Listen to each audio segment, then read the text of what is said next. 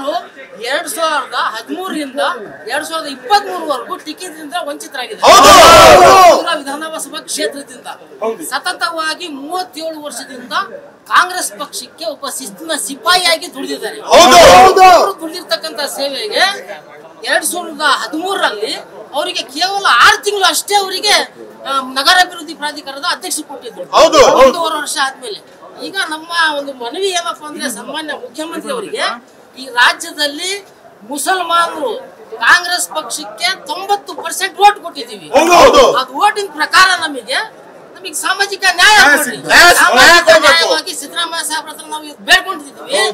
ಮುಂದಿನ ದಿನಗಳಲ್ಲಿ ನಮ್ಮ ಸಮಾಜಕ್ಕೆ ಸೂಕ್ತವಾಗಿರ್ತಕ್ಕಂಥ ನ್ಯಾಯ ಅಂದ್ರೆ ಆರ್.ಕೆ. ಸರ್ದಾರ್ ಸಾಹೇಬರಿಗೆ ರಾಜ್ಯಾದ್ಯಂತ ಇಲ್ಲ MLC ಆರಿಗೂ ಕೊಡ್ಲಿ, ಇಲ್ಲ ಅಂದ್ರೆ ನಿಗಮ ಮಂಡಳಿ ಅಧ್ಯಕ್ಷ ಕ್ಯಾಬಿನೆಟ್ ದರ್ಜೆ ಕೊಡ್ಬೇಕಂತೇಳಿ ನಮ್ಮ ಇಡೀ ಸಮಾಜದ ಪರವಾಗಿ ನಾವ್ ಇವತ್ತು ಬಂದಿದ್ದೀವಿ.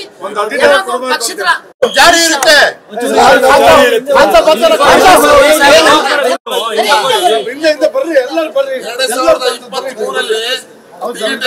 ಆರ್.ಕೆ. ಸರ್ದಾರ್ ಸಾಹೇಬ್ರಿಗೆ ಕೊಟ್ಟಿದ್ರೆ ಇವತ್ತು MLA ಆಗಿರ್ತಿದ್ರು.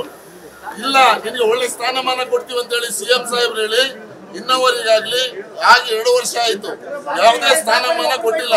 ನಾವೆಲ್ಲ ಸೇರ್ಕೊಂಡು ನಾವು ಆರ್.ಕೆ. ಸರ್ದಾರ್ ಸಾಹೇಬ್ ಅವ್ರಿಗೆ MLC ಮಾಡಬೇಕು ಅಥವಾ ಒಳ್ಳೆ ಒಂದು ಬಸ್ ಮಾಡ್ಕೊಂಡು ಮುಖ್ಯ ಪಕ್ಷಾಂತರಕ್ಕೆ